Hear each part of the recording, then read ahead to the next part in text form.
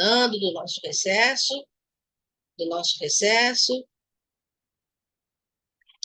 hoje é dia 10 de janeiro. Então, vamos iniciar com a emissão do sagrado mantra Om por 3 vezes. Om.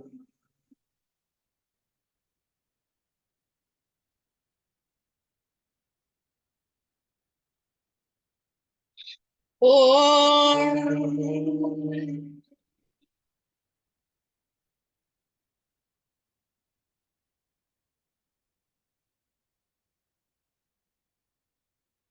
Om.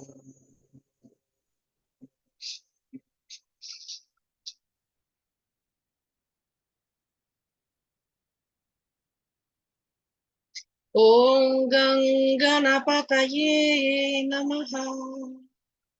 Om Aim Saraswatyaye Namo Namaha. Ó amados mestres, clamamos por vossas bênçãos e vossas graças, que nos abençoe neste dia de hoje, para que possamos iluminar o nosso intelecto, para compreender e realizar as verdades contidas neste último capítulo do Vivekachudamani, a joia suprema do discernimento. Que vossas bênçãos estejam sobre todos os seres.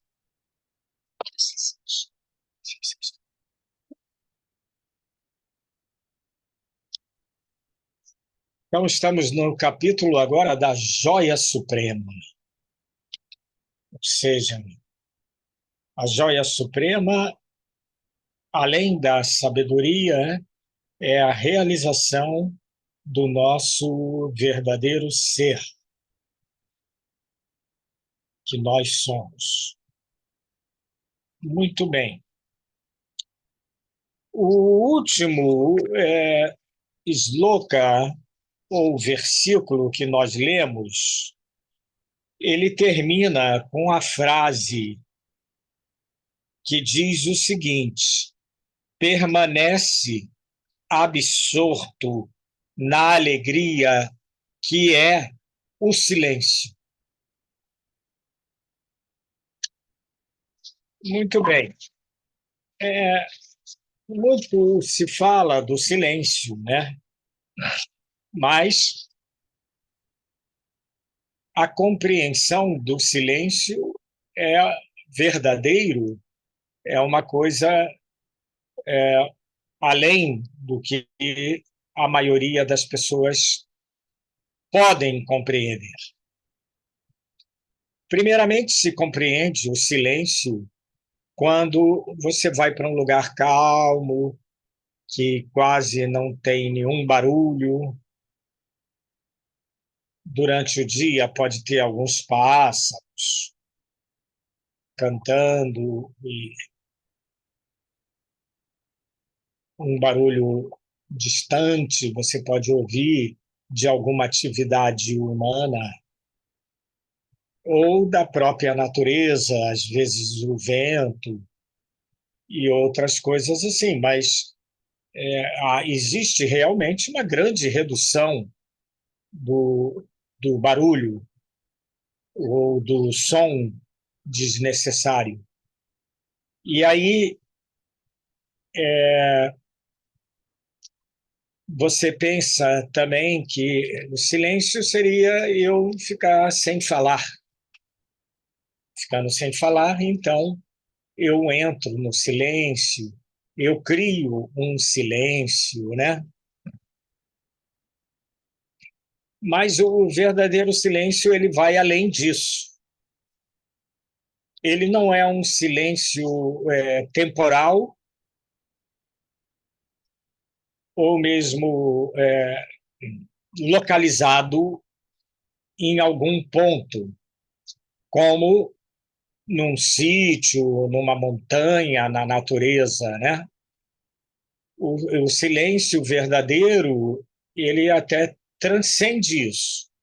Ele é permanente, ele existe para sempre. E esse é o silêncio do ser. o silêncio no qual, além de você não precisar falar, você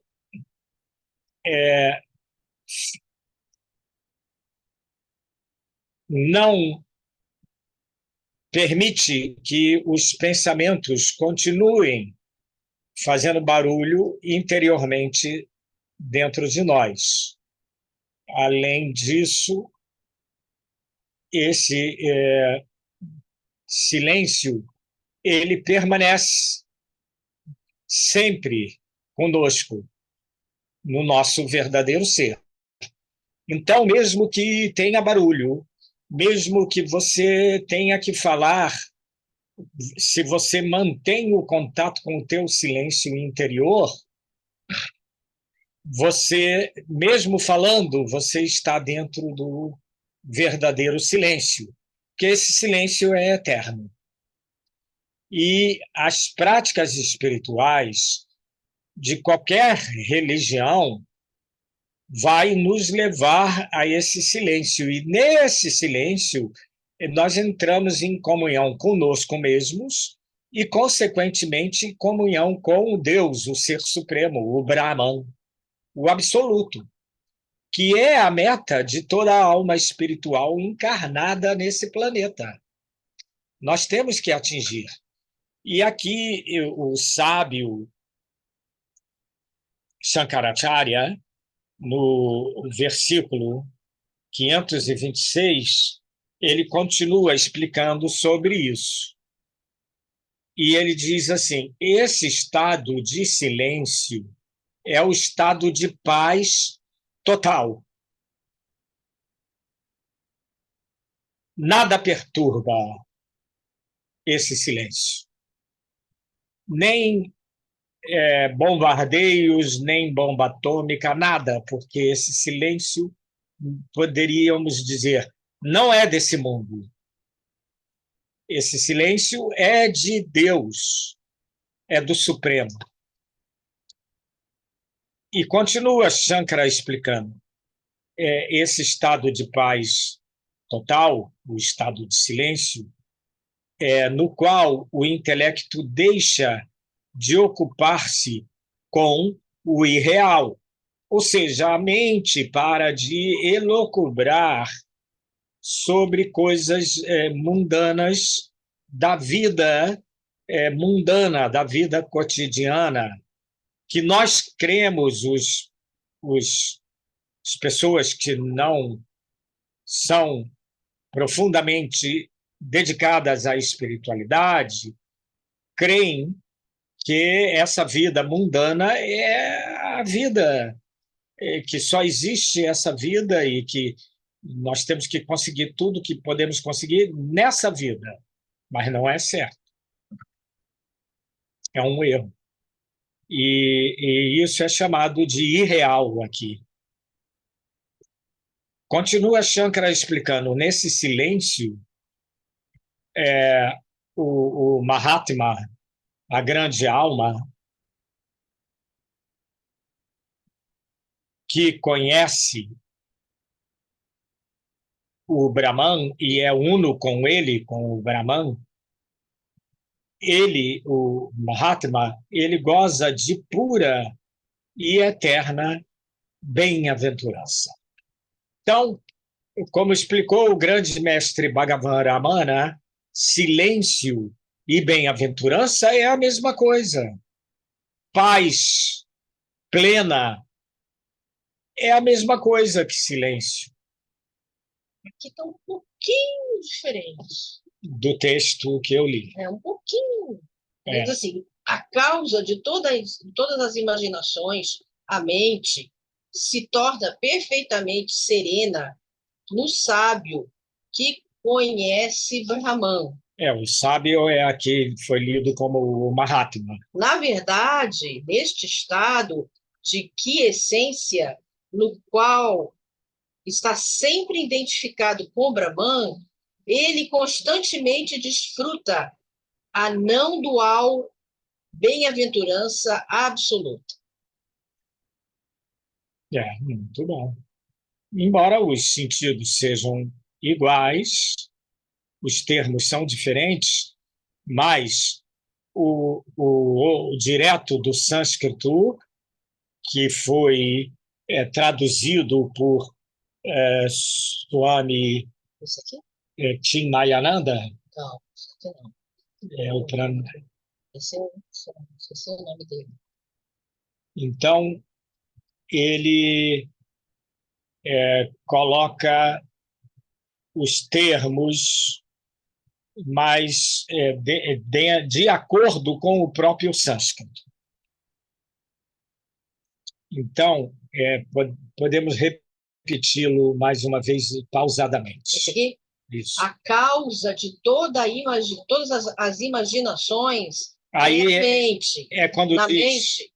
aqui que na qual o intelecto deixa de ocupar-se com o irreal. Se torna perfeitamente serena no sábio que conhece Brahman. É um estado de paz total na grande alma que conhece Brahman. Na verdade, este é o estado de quiescência no qual, sempre identificado com Brahman, ele constantemente desfruta a não dual bem-aventurança absoluta. O quiescente aqui está escrito como estado de paz total. E aqui diz também que é uno com Brahman e goza de pura e eterna bem-aventurança. Porém, aqui não falou do não dual, né? Isso que também é muito importante, porque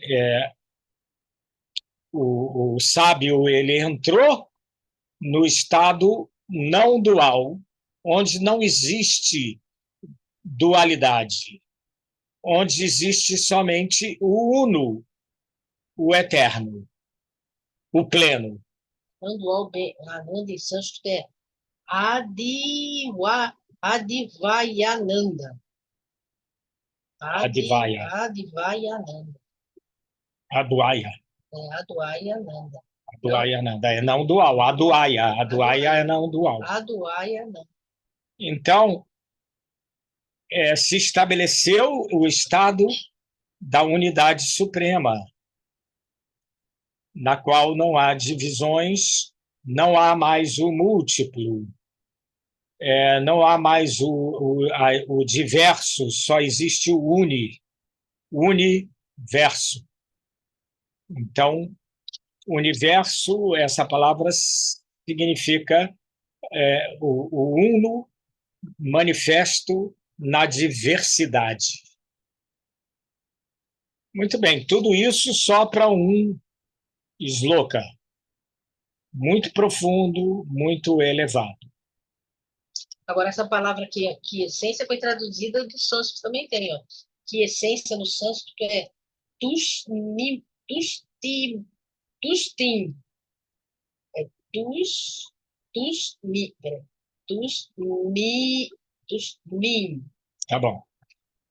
E agora fomos para o 527 sloka. Para o homem que compreendeu o Atman como seu verdadeiro ser e que experimentou a bem-aventurança íntima do Atman, não existe alegria mais excelente do que esse estado de silêncio ou quiescente, no qual todos os desejos se acabaram.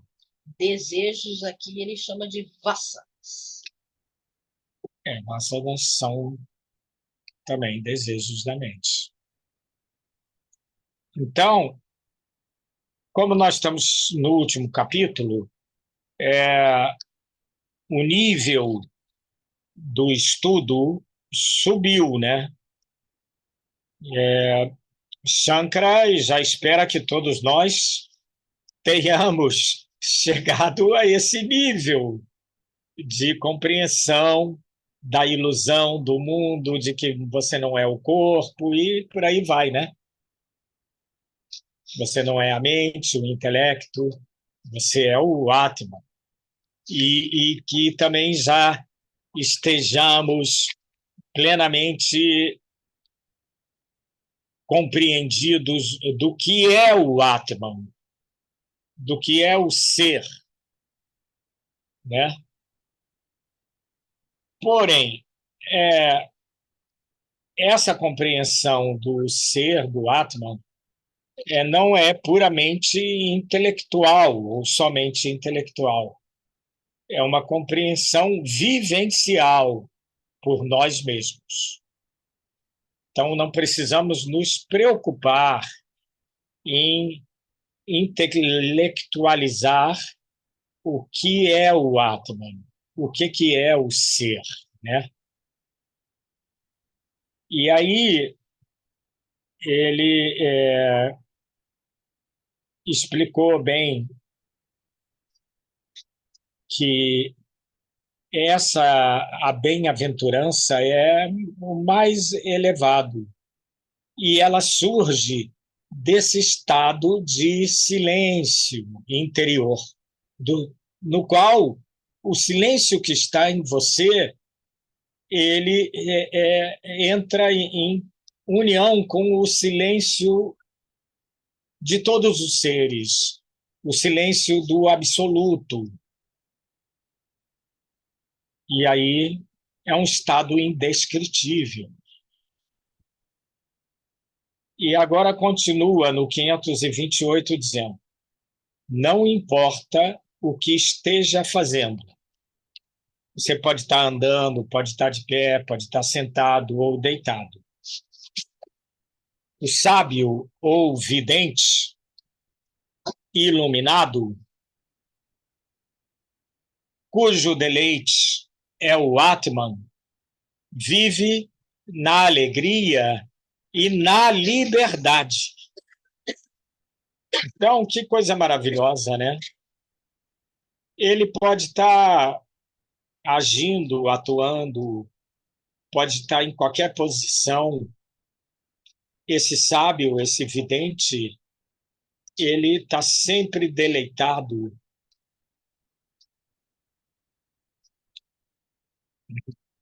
no Atman, no seu próprio ser. E está sempre em bem-aventurança e livre do nascimento, da morte, da ignorância, disso tudo. Então, é um estado muito elevado.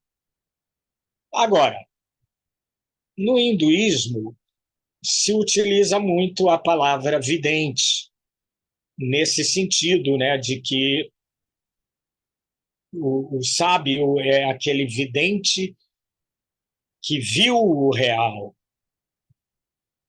que se livrou da ilusão, que viu a luz, que viu o seu verdadeiro ser, não com os olhos físicos, porque ele é o vidente. Então, não utiliza os olhos físicos, ele não utiliza os sentidos para isso. Isso é além dos sentidos. Então, agora que nós tivemos o Natal, nas celebrações de Natal, uma das canções que nós cantamos é aquela que chama Adeste Fidelis. E uma das frases é que que é dessa maneira: natur vidente, cujo significado, a tradução do latim é natur, nasceu, o vidente.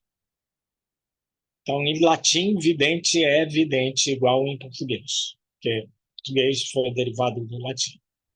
Então, Jesus, o divino avatar, é também chamado de vidente.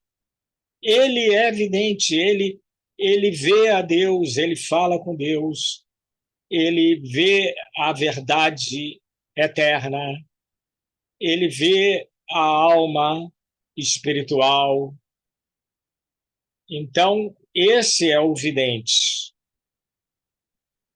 Então, é interessante que aqui também surge essa palavra do vidente, para compreendermos que a verdade é uma só, independente da religião. Agora, no 529,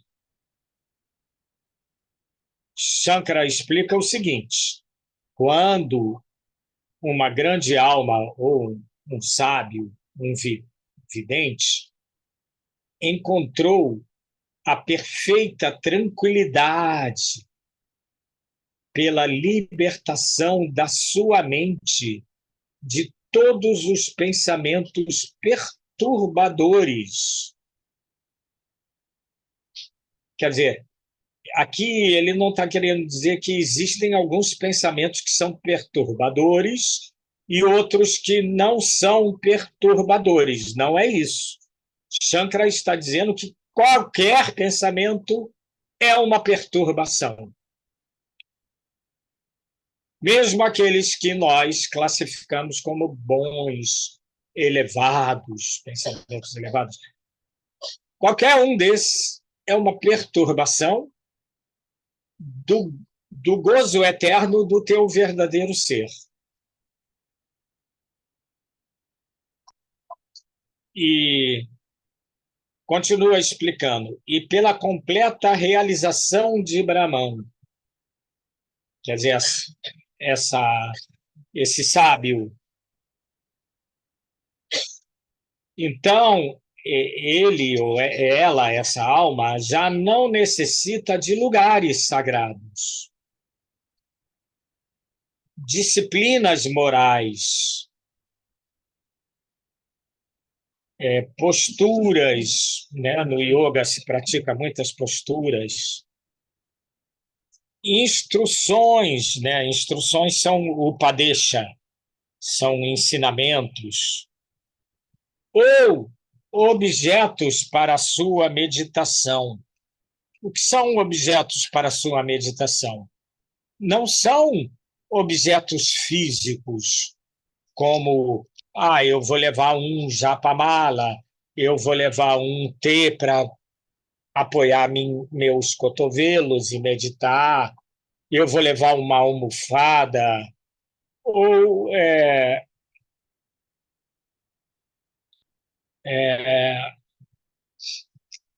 eu vou me concentrar na, na luz. Então, a luz é o objeto e eu sou o sujeito. Mas, para o sábio iluminado, ele não precisa de nenhum objeto para a meditação dele, porque essa meditação dele chegou a um ponto, a um nível, que ela é constante, que ela é permanente. Ela não vem e vai, e também não existe só quando você senta para meditar. Ela existe conscientemente, ininterruptamente em você, na vida eterna. E continua Shankara explicando. O seu conhecimento do Atman não depende de circunstâncias ou condições especiais. Poderíamos dizer também condições externas. Não depende, porque você já se uniu a ele, ao Atman. É independente e constante. Agora, no Sloka 530, para se saber que um jarro é um jarro, são requeridas condições especiais? É uma pergunta, né? Então, ele responde: basta que o nosso meio de percepção os olhos estejam livres de defeitos da visão, né?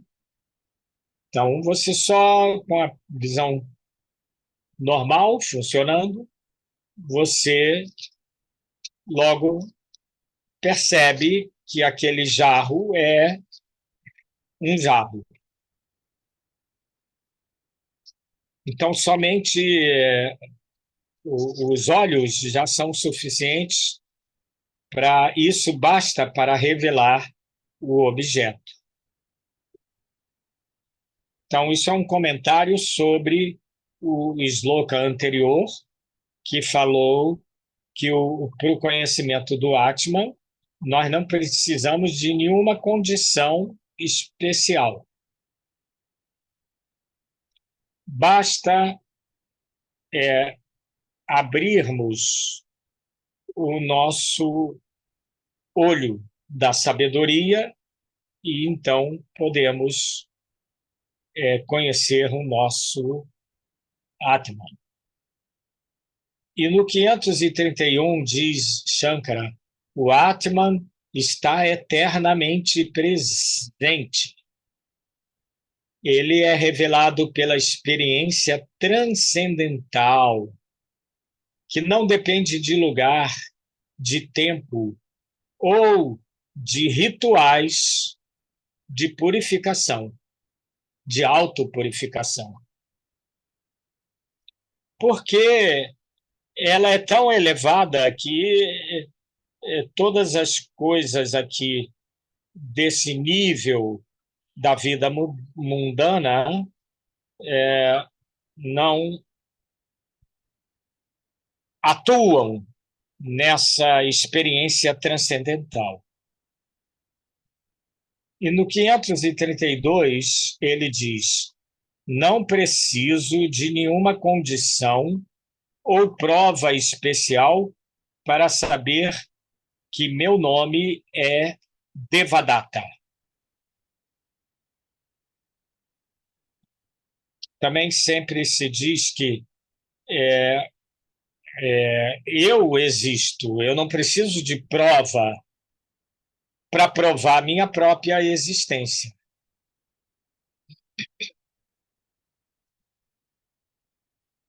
E explica ele, analogamente, para um conhecedor de Brahman, o conhecimento de que, abre aspas, eu sou Brahman, fecha aspas, não requer nenhuma prova.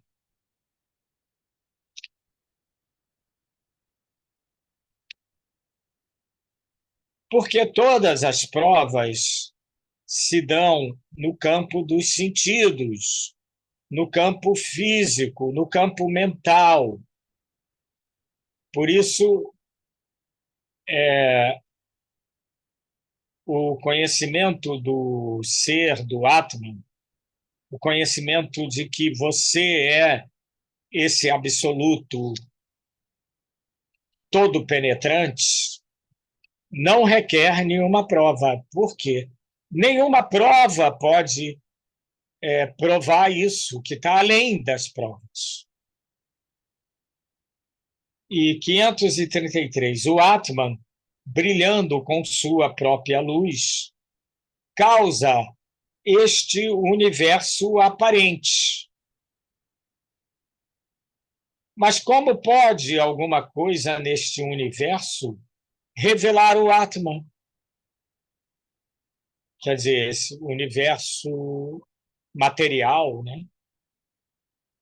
Fora do Atman, essas experiências, aparências são desprezíveis, incorpóreas e irreais.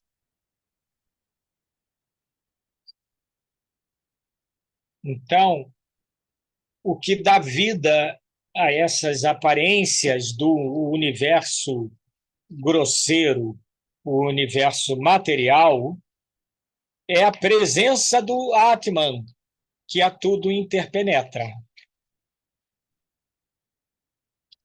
Se esse mundo fosse existir, esse universo fora do Atman, elas seriam desprezíveis e irreais. Então, tudo existe porque existe o Atman. Tudo existe porque existe Deus. Existe o ser. Existe o ser. Existe o absoluto. Então, tudo que existe nada mais é do que um reflexo desse ser supremo, o qual é aqui chamado de Atman, ou Brahman.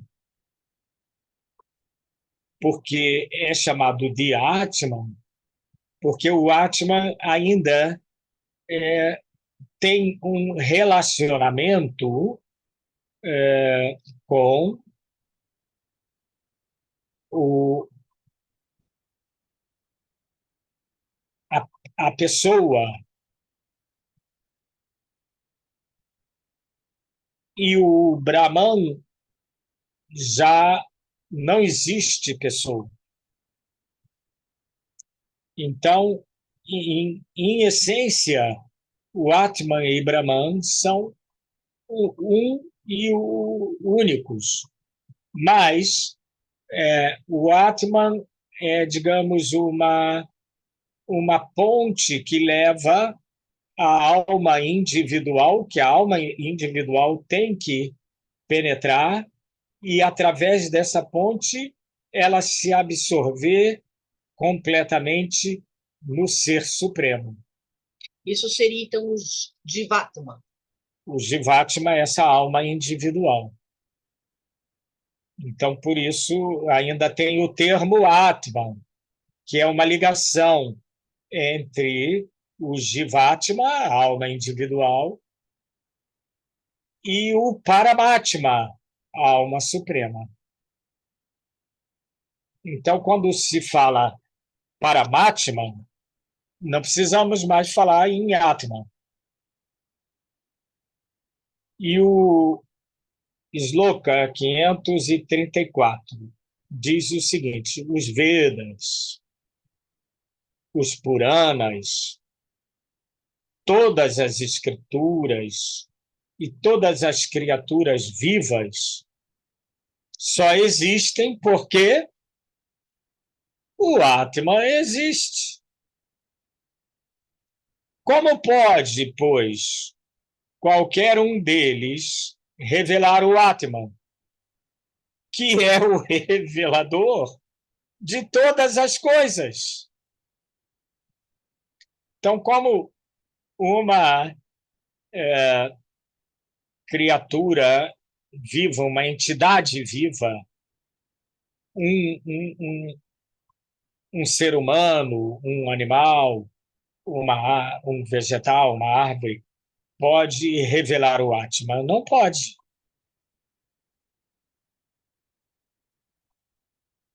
E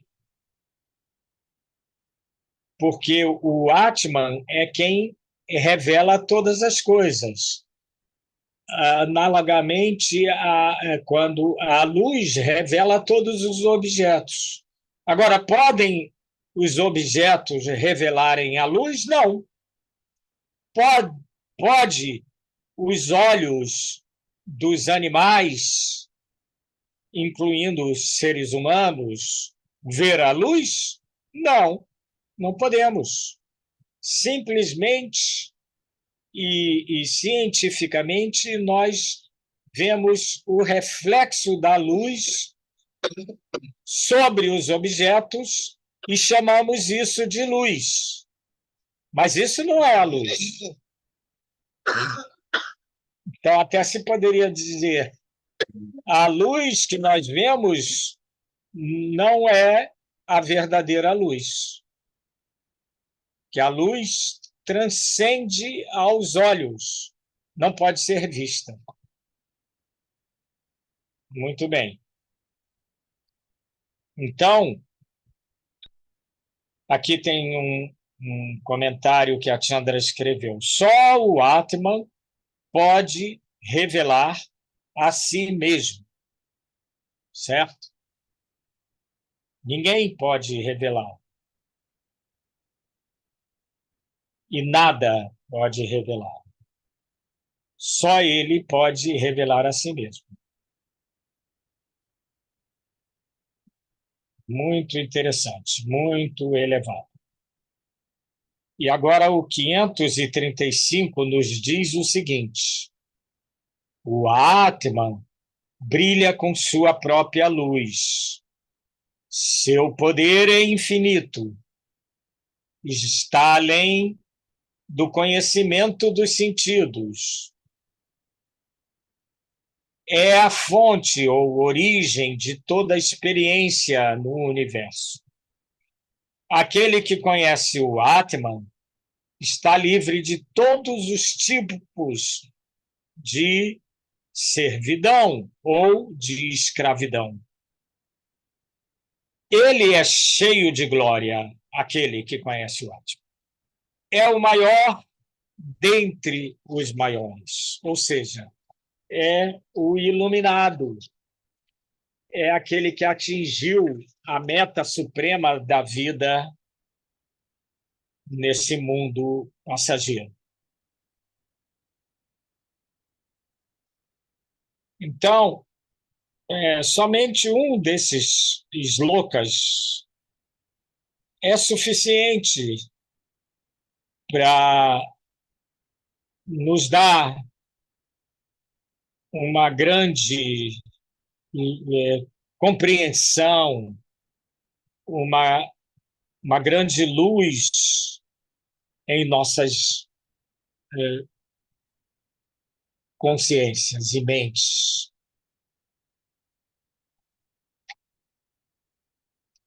Embora a consciência em si mesma é a própria luz. Sem a consciência, não existe a luz. A consciência é anterior à luz. A consciência é muito, muito, muito anterior ao conhecimento e à sabedoria.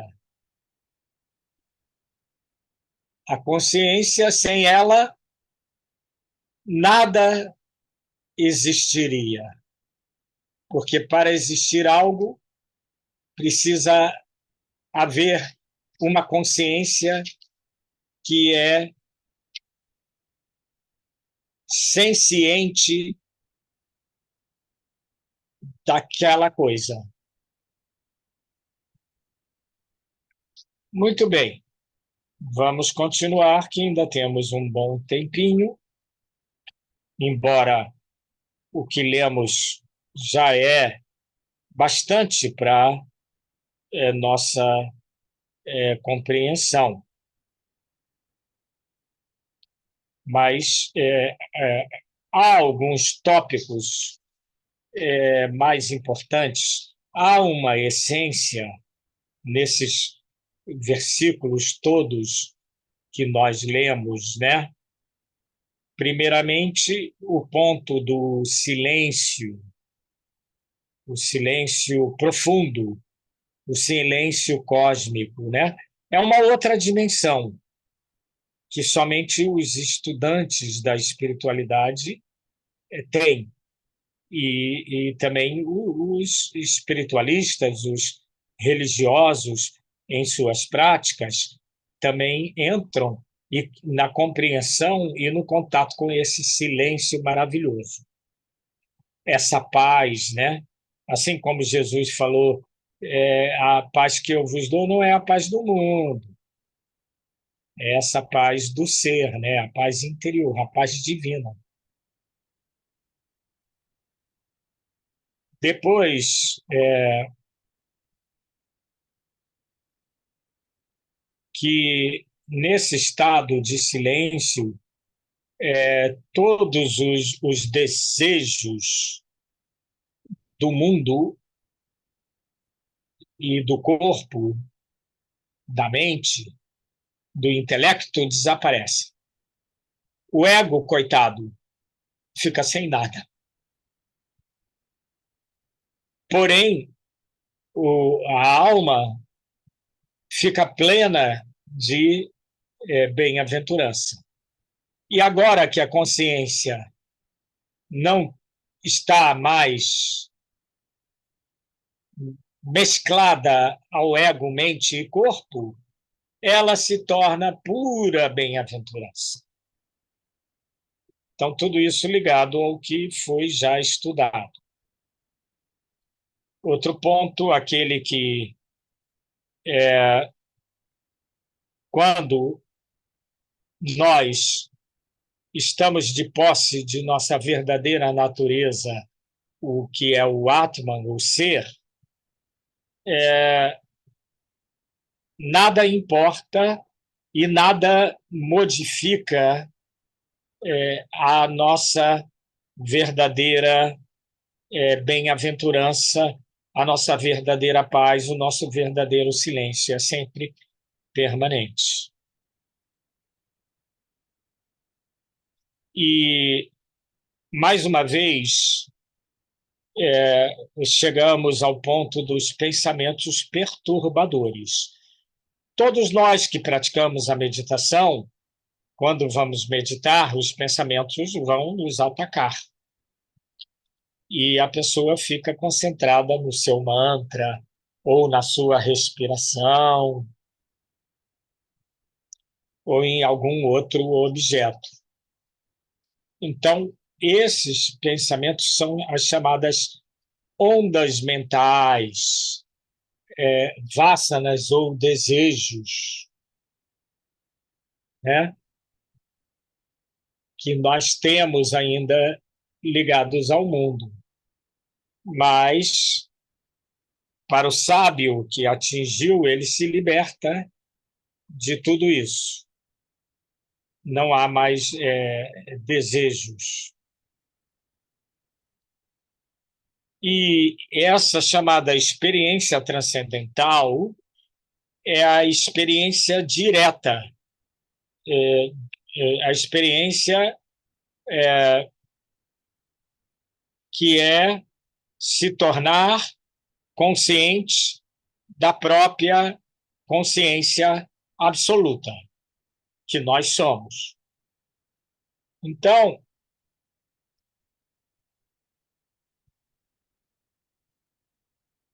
essa é a chamada experiência direta do verdadeiro ser que nós somos.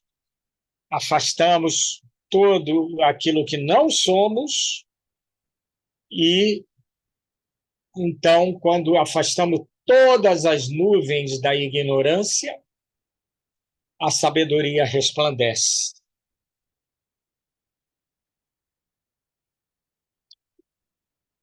E depois os slokas que discorreram sobre que eu existo e não preciso de prova.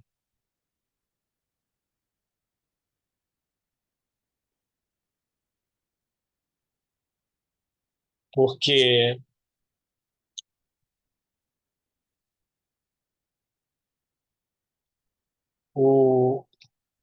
a prova é uma coisa externa, uma coisa ainda limitada, física. E, por último, não podemos esquecer que o Atman se revela a si mesmo. Ele não se revela ao ego, ou à mente, ou ao intelecto da pessoa.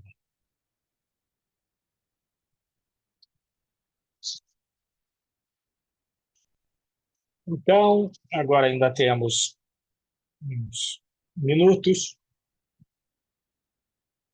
Vamos ler um pouco mais dos ensinamentos do Upadesa, ou instruções do mestre Shankara. No 536, ele diz que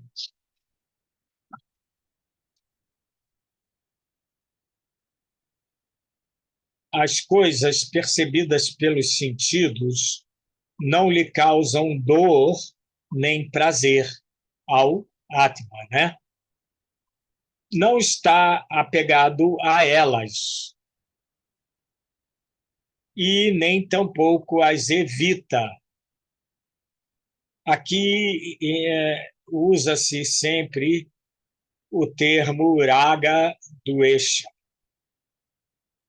as coisas que nos dão sensação de prazer e ou gozo, e as coisas que nos dão sensação de desgosto ou dor.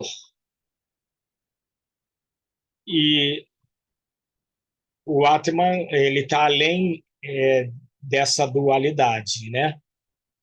E continua dizendo, deleitando-se constantemente no Atman, está sempre brincando no seu íntimo.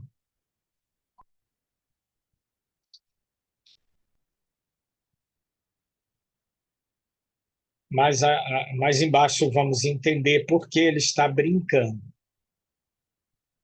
Ele experimenta a doce, eterna bem-aventurança do Atman e sente-se satisfeito. Ele, o vidente, o sábio, ele sente-se plenamente satisfeito, não deseja mais nada. Muito bem, agora vem a explicação. Sloka 537. Brincando, né?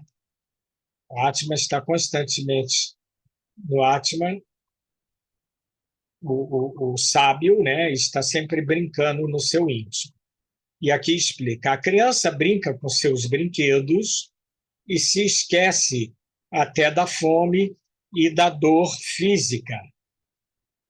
De maneira análoga, o conhecedor de Brahman tira seu deleite do Atman e se esquece de todo o pensamento do eu e do meu.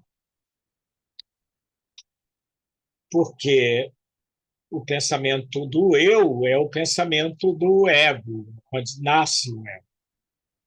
E do meu é o pensamento de posse. E tanto o eu como o meu são brinquedos nesse jogo cósmico da vida. E agora, 538. Ele obtém seu alimento facilmente. O sábio, né? o monge, o vidente, ele consegue a comida fácil pedindo esmolas, sem cuidados e nem ansiedades, nem preocupações. Se a comida vai ser boa, se vai ser ruim, se vão botar com pimenta ou sem pimenta, ele não se preocupa. E nem se a comida vai estar limpa, se vai estar suja, ele não está preocupado com nada.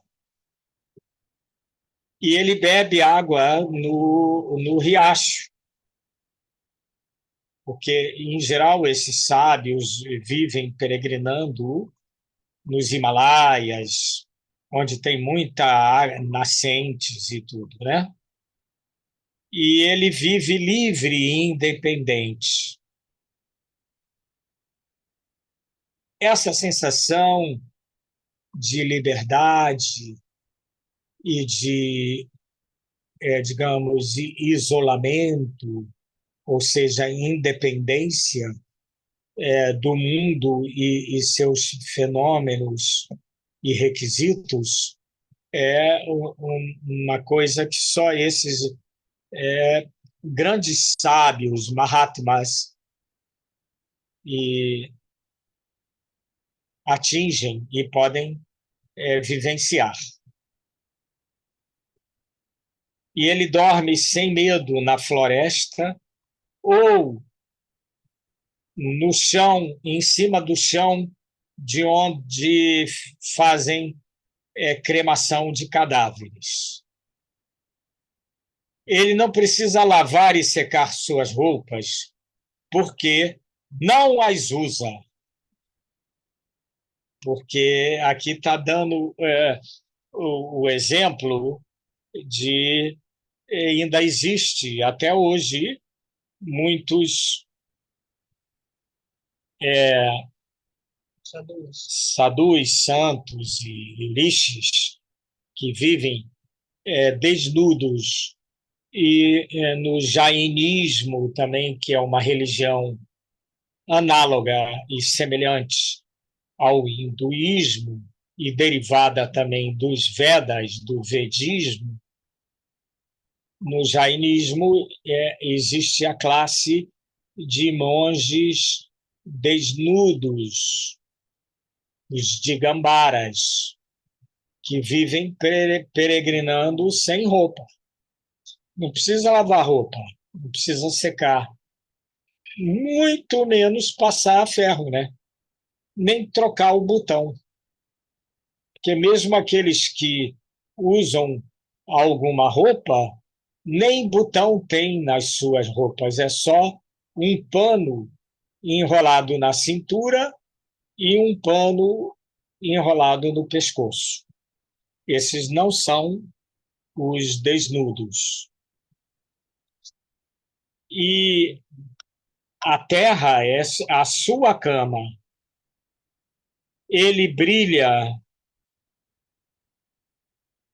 o caminho do Vedanta. Aliás, ele trilha, né? Ele segue o caminho do Vedanta. E seu eterno companheiro é Brahman, o ser eterno. Então, aqui é uma descrição poética do iluminado, do sábio. Não é inverossímil, é uma descrição real. Não se colocou nada para florear esses grandes sábios e mahatmas. E agora, por último, vamos ler o 539. O conhecedor do Atman não se identifica com seu corpo. Isso é básico desde o começo do estudo. Permanece dentro dele como dentro de uma carruagem. Ou, hoje em dia, você poderia dizer dentro de um carro, de um ônibus, ou até dentro de um avião.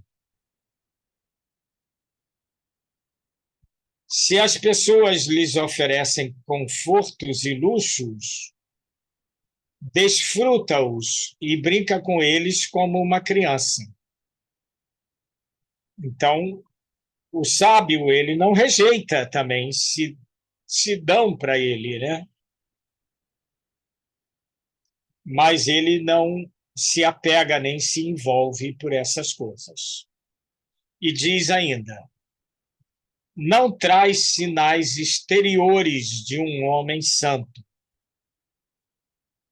Permanece perfeitamente desapegado das coisas deste mundo. Porque essa classe de grandes almas, eles também nem colares sagrados eles usam, eles andam completamente nus, então não tem sinais exteriores. Bom, para fazer um número redondo, vou ler o 540. Pode usar roupas caras ou nenhuma roupa. Pode vestir-se com peles de animais, como João Batista se vestia com pele de camelo, ou vestir-se com o puro conhecimento, ou seja, sem roupa. Pode parecer um louco ou uma criança, ou às vezes até um espírito impuro, uma pessoa impura, porque para os ortodoxos, que são muito criteriosos, em suas purezas e impurezas externas, eles se chocam com algumas atitudes desses sábios que estão além dessas classificações. E pode parecer um louco, uma criança. Tá? E assim, dessa maneira, ele vagueia pela terra. Por quê? Ele é um santo itinerante. Para Brijakacharya, ele não tem casa, ele não tem morada fixa, ele vive em peregrinação para sempre. Muito bem, com isso, então, terminamos o estudo, que cada vez está mais evoluído, de hoje, né? Muito bem, então vamos entoar o mantra final do estudo aqui.